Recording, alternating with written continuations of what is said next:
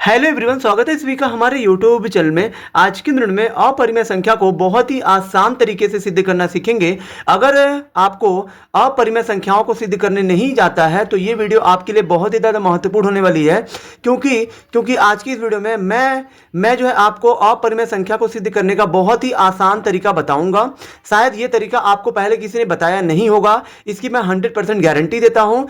ठीक है, बशर्ते आप सभी वीडियो के अंत तक जरूर बने रहिएगा। तो चलिए अब हम स्टार्ट करते हैं। जैसे कि हमारा क्वेश्चन दिया गया है, सिद्ध कीजिए कि कड़ी में दो एक अपरिमेय संख्या। तो यहां देखिए, किसी भी संख्या को अपरिमेय संख्या सिद्ध करने के लिए आपको क्या करना होता है, पहले तो आपको जो दी गई संख्या को परिमेय मान के हल करना है। यानी कि यहां पे कड़ी में दो को बोला गया है कि अपरिमेय संख्या सिद्ध करिए, लेकिन हम जो है कड़ी में दो को परिमेय मानेंगे। ठीक है, क्यों मानेंगे अभी आपको जानकारी हो जाएगी। जैसे कि हमें यहां पे लिख देना, माना कड़ी में दो एक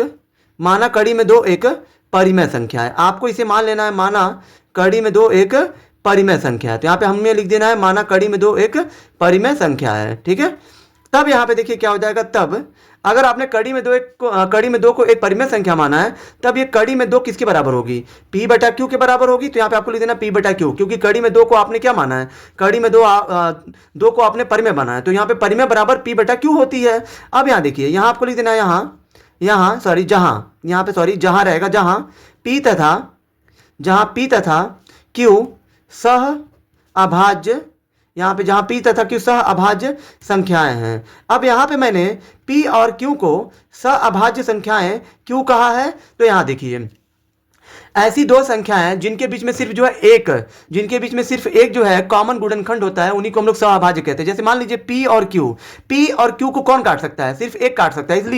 इसलिए PQ क्या हो गए, PQ सहअभाज्य हो गए।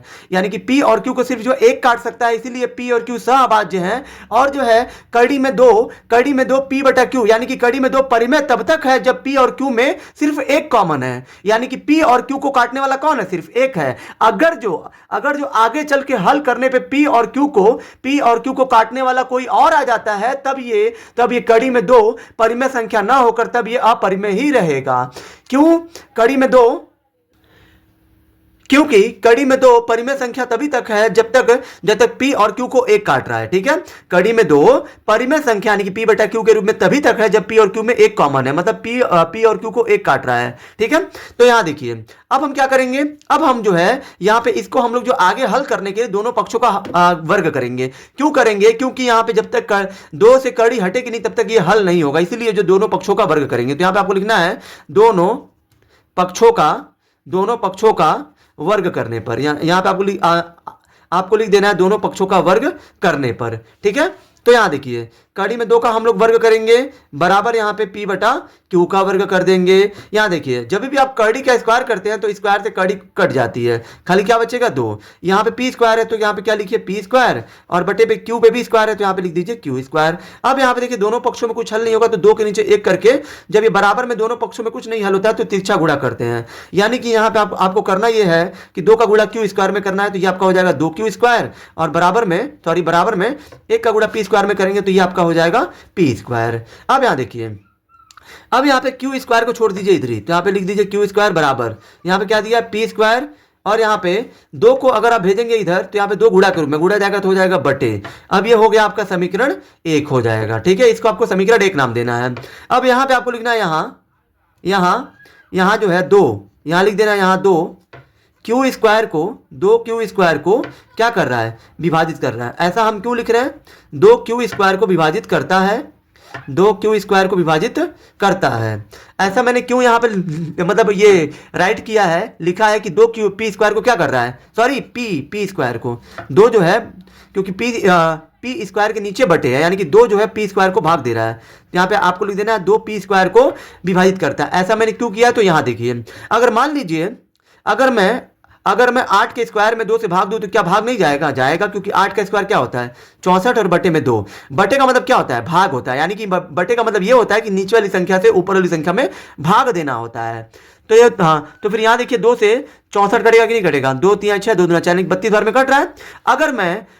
अगर मैं 8 से स्क्वायर हटा लूं तो क्या 2 8 को नहीं काटेगा, तभी भी काट देगा। तो उसी तरीके से अगर ये 2 जो है पी स्क्वायर को विभाजित कर रहा है, मतलब काट रहा है, तो 2 जो है पी से अगर स्क्वायर को हटा लिया जाए तभी भी 2 जो है पी को विभाजित करेगा। तो यहां आपको लिख देना है, ठीक है, 2 पी स्क्वायर विभाजित करता है, ठीक है, इसलिए सॉरी यहां पे आपको लिखना है, इसलिए 2 पी को भी क्या करेगा, 2 पी को भी विभाजित करेगा। यहां पे आपको लिख देना 2 पी को भी क्या करेगा, विभाजित करेगा। यहां पे आप देख सकते हैं कि 2 जो है पी को काटने वाला अब जो आ गया है।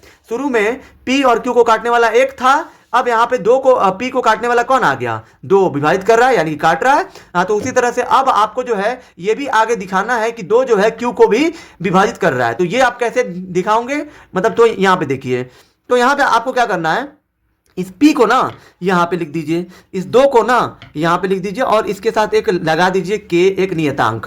अब यहां पे आपको लिख देना माना, ठीक है, यहां पे आपको लिख देना पुनः माना P बराबर 2 के को समीकरण 1 में रखने पर। इस तरह के प्रश्नों को सिंगल, अगर जो मतलब एक संख्या कड़ी में दी है तो आप जो है इस तरह के प्रश्नों को ऐसे ही सिद्ध करेंगे, ठीक है, बहुत ही आसान तरीके से। तो फिर यहाँ पे आपको लिख देना पुनः माना P बराबर 2 के को समीकरण 1 में रखने पर, ठीक है, समीकरण 1 में रखने पर। समीकरण 1 में क्यों रखेंगे अभी आप जान जाएंगे। तो समीकरण 1 में हमें क्या करना है, रखना है, तो समीकरण 1 को आपको यहाँ पे लिखना है, क्या दिया है, क्यू स्क्वायर बराबर पी स्क्वायर बटा में 2। तो यहाँ पे देखिए क्यू स्क्वायर है तो क्यू स्क्वायर करिए बराबर पी का मान कितना है, 2 के है तो 2 के लिख दीजिए, और स्क्वायर है तो स्क्वायर बटे में 2 है तो 2। अब यहाँ देखिए 2 का स्क्वायर क्या होता है, 4 होता है, के का स्क्वायर हो जाएगा के स्क्वायर, और बटे में 2 है तो 2 लिखिए, 2 से 4 कटेगा 2 बार में, यहाँ पे आपका क्या बच जाएगा, ये 2 के स्क्वायर हो जाएगा, ठीक है। अब यहाँ देखिए क्यू स्क्वायर बराबर यहाँ पे आपका क्या बच गया, 2 के स्क्वायर। अब यहाँ पे आप क्या करिए, इस 2 के स्क्वायर को पूरा इधर लाइए, ठीक है, और यहाँ पे ये के स्क्वायर को इधर भेज दीजिए, इसको हमने यहाँ लाया और इसको हम यहाँ भेज दिए हैं क्यू स्क्वायर, ठीक है। अब यहाँ पे आप क्या करिए, क्यू स्क्वायर को इधर ही छोड़ दीजिए, क्यू स्क्वायर को इधर ही छोड़िए, बराबर है तो बराबर, यहाँ पे क्या बचा है क्यू स्क्वायर, और ये 2 जाएगा क्यू स्क्वायर के बाद, तो यहाँ पे ये जो गुणा के रूप में 2 जाएगा तो क्या आ जाएगा, बटे में 2 आ जाएगा। ये आपका समीकरण 2 हो गया। यहाँ पे आप देख सकते हैं कि 2 जो है अब क्यू को भी क्या कर रहा है, विभाजित कर रहा है। तो यहाँ पे मतलब आपको लिखना है यहाँ 2 क्यू स्क्वायर को 2 क्या कर रहा है, 2 क्यू स्क्वायर को विभाजित करता है, 2 क्यू स्क्वायर को विभाजित करता है, 2 क्यू स्क्वायर को विभाजित करता है, इसलिए 2 क्यू को भी क्या करेगा, यहां पे आपको लिख देना है विभाजित करेगा, ठीक है। तो फिर आपको जो है यहां पे देखिए, यहां पे 2 जो है पी को भी काट रहा है, अब यहाँ पे 2 क्यू को भी काट रहा है, यानी कि पी और क्यू को काटने वाला कोई और आ गया। इसलिए शुरू में हमने जो क्या लिखा था, कड़ी में 2 पी बटा क्यू के बराबर तभी तक है जब तक पी और क्यू को कौन काट रहा है, 1। अगर जो पी और क्यू को आगे कोई और काटने वाला आ गया तब ये कड़ी में 2 परिमेय न रह के तब ये अपरिमेय ही सिद्ध हो जाएगा।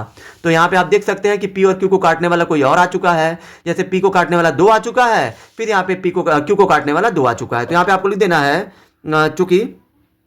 चूंकि समीकरण 1 व समीकरण 1 और 2 से यह सिद्ध हुआ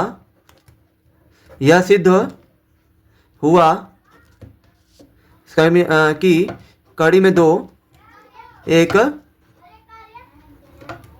परिमेय संख्या है। तो यहाँ पे आपको लिख देना है चूंकि समीकरण 1 और 2 से, मतलब समीकरण 1 और 2 का आपको जो हवाला देना है, क्योंकि हमने जो समीकरण 1 और जो 2 की ही सहायता से ये दिखाया है कि पी और क्यू को 2 काट रहा है, इसलिए आप जो समीकरण 1 और 2 का ही नाम देंगे। यहाँ पे समीकरण 1 और समीकरण 2 से यह सिद्ध हुआ कि कड़ी में 2 एक अपरिमेय संख्या है, यही हमें सिद्ध करना था। आई होप कि आप सभी को ये वीडियो बहुत ही ज्यादा पसंद आई होगी। अगर आप हमारे चैनल पर नए हैं तो हमारे चैनल को लाइक, सब्सक्राइब और शेयर जरूर करें, जिससे आने वाली वीडियो की नोटिफिकेशन आपको मिलती रहे। धन्यवाद।